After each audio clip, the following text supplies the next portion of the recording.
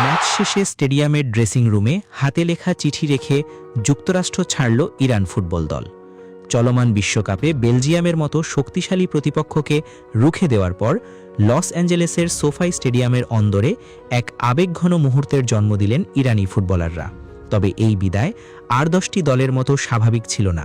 এর পরতে পরতে মিশে আছে ভূরাজনৈতিক জটিলতা এবং খেলোয়াড়দের বুক ভরা অভিমান। ম্যাচ শেষ হওয়ার কয়েক ঘন্টার মধ্যেই মার্কিন প্রশাসনের বেঁধে দেওয়া কঠোর নিয়মে ইরান দলকে ছাড়তে হয় যুক্তরাষ্ট্রের মাটি। টুর্নামেন্ট চললেও তাদের সেখানে অবস্থানের অনুমতি নেই। তাই ম্যাচ শেষেই তাদের পরবর্তী গন্তব্য মেক্সিকোর তিজোয়ানা। তবে যাওয়ার আগে ড্রেসিং রুমের লকার রুমে একটি হাতে লেখা চিঠি রেখে যান মেহেদি তারেমি ও আলীরেজা বেইরান ভন্দ্রা।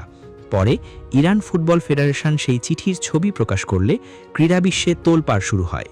চিঠিতে তারা লিখেছে, 1000 বছর আগের প্রাচীন পারস্য থেকে শুরু করে আজকের আধুনিক সভ্যতা পর্যন্ত ইরানের আত্মা সর্বদা জাগ্রত ও অপরাজেয়।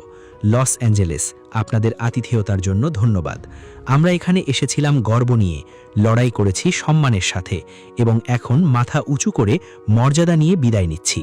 চিঠির শেষাংশে প্রতিটি ইরানি সমর্থককে কৃতজ্ঞতা জানানো হয়, যারা গ্যালারিতে নিজেদের কণ্ঠ ও প্রাণ উজাড় করে সমর্থন দিয়ে গেছেন। একই সাথে প্রতিটি রাষ্ট্রের মধ্যে শান্তি, পারস্পরিক শ্রদ্ধা এবং বন্ধুত্ব বজায় রাখার এক সূক্ষ্ম অথচ শক্তিশালী বার্তা দিয়েছে তারা। চিঠির এক কোণায় লাল কালিতে লেখা 768 এবং মিনাপ শব্দটি বিশেষ কৌতূহল ও আবেগের জন্ম দিয়েছে। উল্লেখ্য, মিনাপ স্কুলের সেই মর্মান্তিক ঘটনায় বিমান হামলায় প্রায় 170 জন চিঠু প্রাণ হারিয়েছিল, যা ইরান ও যুক্তরাষ্ট্রের মধ্যে রাজনৈতিক তিক্ততাকে চরম পর্যায়ে নিয়ে যায়। এবারের বিশ্বকাপে ইরানের যাত্রাটা ছিল কণ্টকাকীর্ণ। রাজনৈতিক অস্থিরতার জেরে যুক্তরাষ্ট্রের মাটিতে খেলা নিয়ে শুরুতেই ছিল সংশয়। ফিফার পক্ষ থেকে নানা আশ্বাস দেওয়া হলেও মার্কিন কর্মকর্তাদের কঠোর বিধিনিষেধের কারণে মেক্সিকোর তিজুয়ানায় নিজেদের বেস ক্যাম্প করতে বাধ্য হয়েছে ইরান। ম্যাচের আগের দিন তারা কড়া পাহারায় ভেন্যু শহরে প্রবেশ করেন এবং খেলা শেষ হওয়ার পরপরই তাদের সীমানা পার হতে হয়। এমনকি দলের কর্মকর্তাদের অনেকের উপর নিষেধাজ্ঞাও বলবৎ ছিল। এই বৈষম্যমূলক ও বৈরী আচরণের বিরুদ্ধে বারবার সরব হয়েছেন ইরানের কোচ আমির গালেনোই। তিনি আক্ষেপ করে বলেছেন, টুর্নামেন্টের অন্য কোনো দলকে এমন অমানবিক ও প্রতিকূল পরিস্থিতির মুখোমুখি হতে হয়নি, যা ফুটবলীয় স্পিরিটের পরিপন্থী। তবে মাঠের বাইরের এই অস্থিরতা আর মানসিক চাপ ইরানের খেলোয়াড়দের মনোবল যেন আরও বাড়িয়ে দিয়েছে। গ্রুপ পর্বের দ্বিতীয় ম্যাচে ইউরোপের জায়ান্ট বেলজিয়ামের বিশ্বসেরা আক্রমণ ভাগকে রীতিমতো হতাশায় ডুবিয়েছেন তারা। বিশেষ করে গোলপোস্টের নিচে অটল ও নির্ভীক প্রহরী বা চীনের প্রাচীর হয়ে দাঁড়িয়েছিলেন অভিজ্ঞ গোলরক্ষক আলীরেজা বেইরান ভন্দ।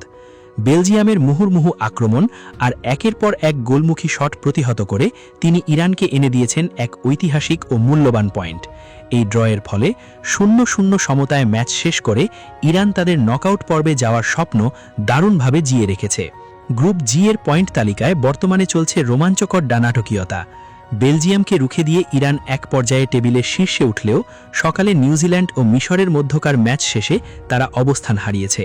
মিশর 3-1 গোলে নিউজিল্যান্ডকে হারিয়ে টেবিলের শীর্ষস্থান দখল করেছে। টানা দুটি ম্যাচের ড্র নিয়ে ইরান এখন তাকিয়ে আছে তাদের গ্রুপের শেষ ম্যাচের দিকে। সিয়াটলে মিশরের বিপক্ষে সেই লড়াইয়ে জয় পেলেই নিশ্চিত হবে তাদের পরবর্তী রাউন্ডের টিকিট। আর যদি তারা জয় পেতে ব্যর্থ হয়, তবে হয়তো লস অ্যাঞ্জেলেসের সেই ড্রেসিং রুমের চিঠিটি হয়ে থাকবে এবারের বিশ্বকাপে তাদের শেষ স্মৃতি।